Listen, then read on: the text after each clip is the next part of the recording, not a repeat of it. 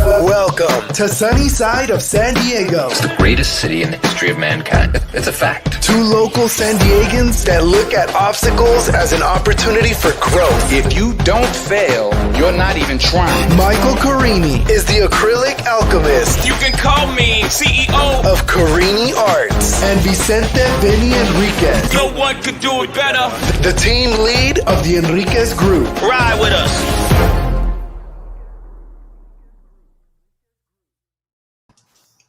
Hi, all you sunny side of San Diego listeners. My name is Vinnie over here. Still waking up, Carini. Oh my gosh, still waking up, dude. Come on. I got a workout in. I did bis and tries today. I'm like ready to conquer the day. Yeah, I'm still jealous. You get it done a little bit earlier than I do. Yeah, but I mean, I gotta sleep. It's so funny. We've talked about this so many times, but I gotta sleep early. And people are just like, what are you doing? What are you doing? Why are you going to sleep? Oh my gosh, it's so late right now. Oh, it's lunchtime. So what time do you go to bed? I go to bed probably last night I went to bed at 9:30. But So you're not going to bed all that much earlier than I do. I'm usually in bed or try to be in bed by 10:30. But I've been trying to get extra sleep to help my body recover lately. And I've noticed that it does make a difference getting that extra sleep. But we all have different needs. Yeah, no, I mean, I don't know. I just like it's just so empowering. I mean, it's so empowering waking up when no one else is up and you're doing stuff. I mean, and then like when everyone else wakes up, you're like, okay, I'm ready to go. Right. So, and the funny thing, this kind of segues into our communication age, right? We're a text message. Like, so I have my phone. It's funny because I'm in real estate and I have a team, but my phone's basically on silent the whole time. It just rings, right? So if I get a text message, it'll do a little bit of ring. If I get a call, I just have to be aware of it, and I'll see it call and I'll pick it up, right? So I hear that ring going. So I'm fine with someone texting me whenever time of the night. I mean, whatever. It doesn't wake me up. But I know some people have like a ping, right, where it wakes them up and they get so angry after a certain time where they're like, oh my gosh, why did they text me? And I think there is kind of a rule of thumb, especially if it's like in the dating scene, right? You're like, okay, if they text me at this time right here, it means this. If they text me at this time, it might mean this. If they text me at this time, it means something totally different. Absolutely. And I have talked with my girlfriend about what time it's okay to text me and what days it's okay to text me at those times. It doesn't seem to matter. She creates her own rules, but she was born into the digital age, whereas you and I guess we kind of are, but we sort of predated a little bit. So I was talking to her the other day about things like call waiting and landlines, and we were watching an older, I don't want to say old, it was from the 90s, but an older movie, and she didn't know what the technology was, and I was just like, "Oh my god, this is ridiculous." Oh, you got to stop going to college campuses picking up girlfriends. I'm joking. Hey, but no, I mean the funny thing is like I remember, and it wasn't necessarily me, but I remember my brother. He had like a little address book that he'd carry around, and he's only a couple years older than me, and he'd have a pager. And it was like the coolest thing. Oh yeah. Oh, I just got a page from so and so. And then you would call the person back, and like I don't think I ever had that. Nicole's making fun of call waiting. I wonder how. I guess you're never supposed to ask a woman their age, but our Nicole right here. I wonder where she sits with everything here. I just remember being in high school, and I had a Thomas guide tucked away in my car so that I could find directions to places, because we used to have to be able to navigate things. And oh my god, I can only imagine people today having to navigate to certain places. Oh, so she's basically in our similar boat. I'm 37 also. She says she's 37. So we're all in the same boat. We're all coming from that stone age of technology right there. It's funny to think like that, right? You're like, oh my gosh, the changes. Like I think I saw a video where they were looking at the what are those cycle dialing whatever things, the phones back in the day where you had to kind of like churn it to actually call, and they had like an 18-year-old. Yeah. They had a kid trying to call off it, and they couldn't figure out how to do it. But it's just like the small things that we took for granted. But then you got to look at it too, that there's stuff like, and I know we talked about in the past, where I have a couple nephews and nieces, and one of them's building, doing web design, building like games like that.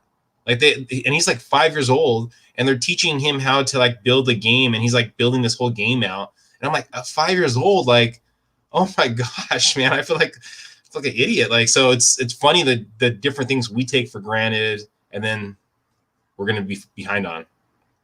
Yeah, I remember coming up in grade school and so excited about Oregon Trail on the old school computers that were just that little green color. And I remember being in 8th grade and the computer teacher being so excited, saying, "Oh, we have the newest, hottest computer." And it was so basic in relation to anything that exists today. But technology has come so far. I remember car phones. Megan didn't know what a car phone was. She's like, "Well, what's the deal with that?" I'm like, "Yeah, that was a thing, and you were considered rich if you had a car phone." Oh yeah, you saw a car phone, and you're just like, "Oh my gosh, I cannot believe who this person is." I mean, it's a big block phone. I mean, but it's interesting now. I mean, we have Nicole here, right? And she's with us live. And again, we do this live at 7:15 on Wednesday. So if you can join us live, feel free to join us live. But it's funny, emojis, right? I mean, imagine someone looking 100 years from now or 1,000 years from now, looking back at basically the interaction just based off emojis and trying to figure out kind of what they're talking about, right? I mean, like, you could probably put the pieces. It's almost like looking at hieroglyphics, right? You're like, okay, what are they doing right there? And like, it's interesting how we're transitioning to like a different form of communication. I like how you use the word transitioning. It's not necessarily always moving in the right direction, because I think that there is definitely some advancement, but there's also sort of a dumbing down and a simplification of things. Yeah. And I think a lot of things are being lost because, yeah, you did used to have to know how to get your way around to do things. And you had to be able to figure certain things out that now you can just Google. But back in the day, you had to actually go to libraries. You had to ask questions. You had to figure things out on your own. Darwinism was in much more effect, I think, at a different time. Yeah, I mean, it's interesting. I mean, I know with COVID and everything, I mean, kind of closed down, but when you're going to the bar, right? And someone tells you, like you were going to tell me, "Oh, do you realize that blah blah blah blah is almost extinct?" I would take it if you were very confident in what you're saying. I would take it at face value. But now I go, I don't know, Michael. I don't know if you know a lot about X, Y, and Z. Let me Google it on my phone real fast, and I can call bullshit on it really fast. I can feel like I'm kind of like an expert, a mini expert by Google, right? And like in the past, I mean, you could just maybe it was easier to kind of portray yourself in a different light. I mean, now it is than it was in the past because you actually had to go to the library, you had to actually study, you had to get information and kind of figure things out.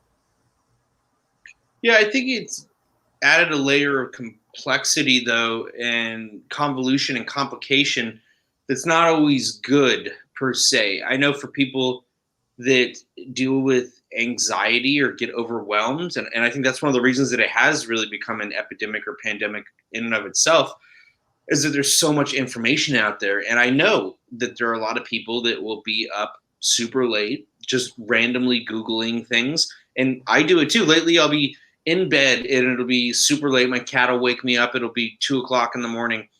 And I'll have this idea in my head of like, oh, I wonder if blah, blah, blah. I wonder if Jesus liked painting, or, who does the voice of, last one it was, who does the voice of Sonic the Hedgehog in the movie? And I'll just start Googling these things. Or how tall is this actor? Like, does it freaking matter? No, it doesn't matter whatsoever. But for some reason, these are the thoughts in the information age that keep me up at night.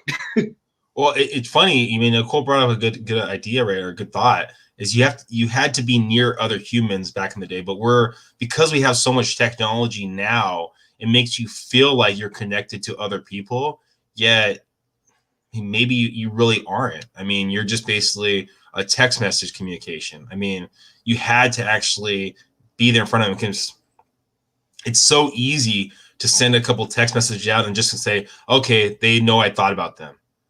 But if before, I mean, you actually had to pick up the phone and make the call or meet with them in person, and actually have that one-on-one communication and make a little more of an effort. I mean, yeah. And if you made the call and they were on the phone with somebody else, you got a busy signal and you had to wait.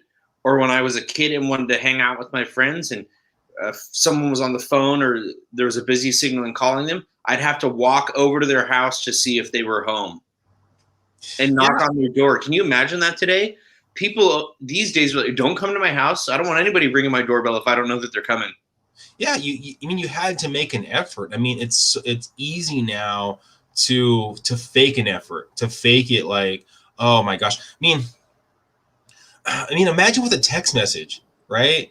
If you're talking, I mean, how easy it is if you're saying, hey, how's it going? Or hey, what are you up to? Or what, maybe do something longer. And all you do is copy and then paste it on another text message to someone else. Copy, send it to someone else. Copy, send it to someone else. It takes an instant, right? And so it's just like, oh my gosh, I'm just throwing out a bunch of lines, seeing who responds back. And I mean, it can be very daunting. Yeah, hear their voice, body language, etc. I mean, it's communication is slowly transitioning away to communication like we knew it. We knew in the past. I mean, it's different. It's easier. I think it's really easier to fake things. I mean, yeah. The positive would be that it definitely gives a platform for people such as myself, artists, people that may struggle to begin with, to get out there. But at the same time, it provides you with the safety barrier where maybe it prevents you from challenging yourself and putting yourself out there.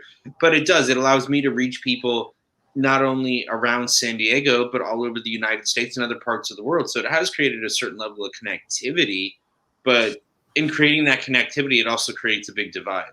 Well, with example for Facebook, I mean, there's a lot of people in from my past that I probably would have never connected with again if it wasn't for social media. See their posts. I feel like I kind of know them a little bit, reach out to them on Facebook. I mean, there's people that for sure, if this was, 15 years ago, I probably wouldn't have had a communication with them and kept the conversation going. I mean, for example, we picked up from the podcast. I mean, that's how we got back into contact, right? I mean, and then we saw each other at our high school kind of reunion thing where we got not reunion, but we got to talk in front of the schools like that. So there are small things that maybe we would have reconnected, but it allows the avenue, I think, for more connections. And I think it's on the person, right, to press harder, to kind of quote unquote go old school and have that face-to-face interaction, be in front of them, and not just allow the text message to suffice. But even to find people, it used to be almost impossible if you didn't know somebody that knew the person or have access to their phone number or current address. I mean, yeah, you could go through the white pages, which I don't even think, are those even a thing anymore? I don't think that they are. But to track people down used to be so difficult. So again, if you didn't maintain that connection and stay in touch with people, you lost it. And so it's just a very different time growing up and living than it used to be. And the gap has grown exponentially over such a short period of time that moving forward, I think it's going to be even more so. And when you factor in this past year and the separation that there has been because of the pandemic, I think that things are going to continue to be pushed in that direction. But I think it does create a divide between people where even though they appear to be linked in some manner, that there's still, or is more so, a divide in actual connection. Nicole says that she's still writing contracts on napkins. So definitely going old school. because we have Nicole interacting so often right now. I don't know with you, Michael. I mean, maybe it's something that we talk to her about. See if she ever wants to join us and kind of give us a woman's perspective. I mean, I grew up with 3 sisters, so I have maybe a little insight, but it definitely kind of give us a whole new insight on some of the topics that we've talked about in the past by having a woman on here. So, Nicole, if that's something you have interest on, definitely keep us updated. What do you think, Michael? Yeah. Right. So I mean, it's growing exponentially. Like going back to what you're talking about, right? The technology avenue. I mean, have you ever seen? There was this one Steven Spielberg movie that came out a couple years ago where it's like VR goggles, and so you're connecting with people through this VR platform. I mean, it's. I could see that being something in the future where basically we're interacting not truly face to face, but we're interacting through this VR platform. Kind of like Ready Player One. Have you ever seen That's the one. Yeah, that's the one I'm talking about. Yeah. Oh, gotcha. Yeah, so I mean, I could see us transitioning over time, something like that, and how technology is going exponentially. Okay, now Nicole just put some emojis up. This is what I'm talking about with the hieroglyphics. It's like trying to figure this out. I feel like, okay, so we have a cat with its hands on its face. Then we have basically, I think the praise one, a flexing one, and a thumbs up. So kind of like scared. Oh my gosh, that's a great idea. I have strength, and that sounds good. That's how I take that. How you take it, Michael? I think that a lot of times when I'm interacting with things and I don't really know what to say, we'll use a series of emojis. And so on comment threads, a lot of times we'll see a lot of the same emojis used by people. And then there's certain ones. It's always funny when somebody doesn't know what an emoji actually means and they start using it. Yeah. All right. So we'll have to connect with Nicole after this and get her on. I think she's down for this. So we'll have to coordinate that. But yeah, no, it's so funny. I've seen some of those videos where it's like an adult that uses like an eggplant emoji. Yeah. It's like, yep. What the heck? I mean, but it's true. I mean, there's a couple emojis that I've used, nothing to that degree, where I didn't realize what they were. I mean, one was like I thought it was a praying one, but it was like a high five one. And so it's like I think it was something like I've seen ones where it's like, oh, your father passed away or something like that. It's like a praying one, but it's like a high five, and you take it in the wrong degree. But it's interesting trying to incorporate those emojis, and hopefully have the right meaning behind it. Yeah, a lot of people not wanting to use their words these days, so just using emojis as a substitute. It can definitely lead to some miscommunication. So in this communication age where we should be able to really say more, sometimes we don't know what to say. Well, I mean, I have to put smiley faces because I don't want them to think that, like, if I send a text message, they won't pick up my phone. Like, I don't want them to think that I'm basically saying something negative or being sarcastic. Like, yes, I received your email, right? It's like if they ask me, did you get my email? And I go, yes, I received your email. If people aren't in a bad mood, you start bringing your own emotions to that text message. Yeah, right? Tone's a big thing that's lost with the text messages and the emails, and that creates a lot of gaps in the communication. Yeah, I mean, like, you could take that stuff as, negative. You could take it in a positive way. So it's really kind of what you're bringing to the table when you're reading those things.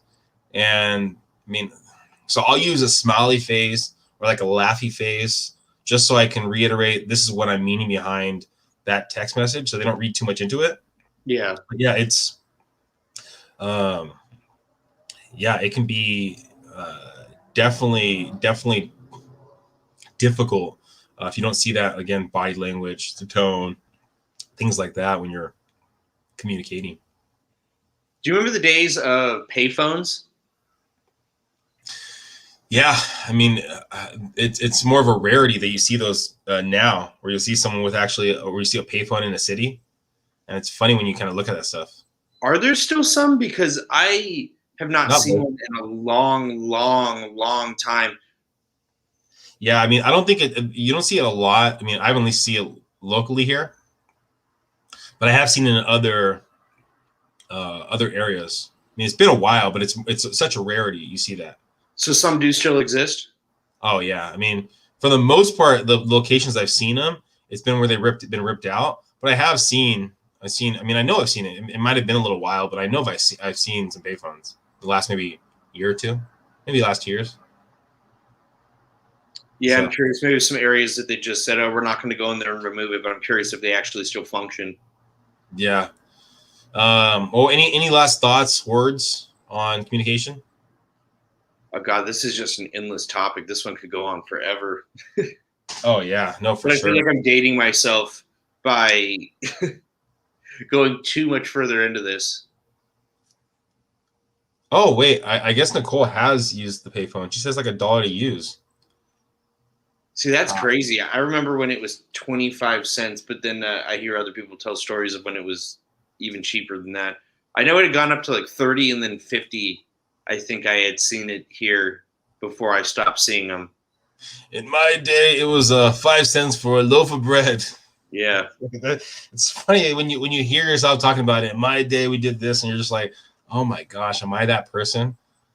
And then so it's communication. I mean, it's transitioning and growing and changing, and it's figuring out what's the best way. I mean, how to communicate. I mean, what are you communicating? And still keeping a piece of that where you came from, I guess. And communicating with people from different generations, it's so interesting. I had to introduce Megan to the Mighty Ducks series the other day. We watched all 3 movies. And as I was putting on the 3rd movie, I realized even the 3rd movie came out before she was born. And I was just like, oh my God, this is ridiculous. Yeah, I mean, it's also this thing. I've never seen the original Clint Eastwood movies. I know it's not communication. It's more about movies and history, but I've never seen the original Clint Eastwood movies. But that was like a big thing for. He's still doing original movies, though. Well, he's more of the director now, but I mean that back in the day, he was like a young gun, huh? He's still got a few that have come out recently, like The Mule. Okay, so okay, there you go. All right, yeah. So I'm off work this Wednesday. Let me know about joining sometime. Okay, perfect. Yeah, I'll respond back and put my email in there, and then we can connect through email and coordinate it for. It actually might be a couple Wednesdays from now, Nicole. So we'll have to coordinate a time that works. I'm gonna be in Hawaii next Wednesday. So I don't think it's a 3-hour difference. So it'd be hard for me to get up at 4:00 to do this. I might get in trouble by my fiance. Communication, right, Michael? Yeah, absolutely. But yeah, no, I'll respond back, Nicole, with my email, and then we'll connect like that, and then we'll coordinate a time to get you on, because I think that'd be great. And again, we're do this live 7:15. The podcast comes out usually a couple weeks later. So if you're listening to it on the podcast, join us 7:15 on our YouTube channel. We do this most weeks except for next week and special reasons and things like that. But for the most part, we're doing this. And if you have a topic you want us to talk about, then please reach out to us also. And yeah, we're going to be coordinating a time with Nicole to have her on here, and that will be kind of a fun one. We'll get a different perspective, and we'll dive deeper in that. Any last words you want to throw out there, Michael? I think that's enough communicating for me for the day. Communication is definitely isolation.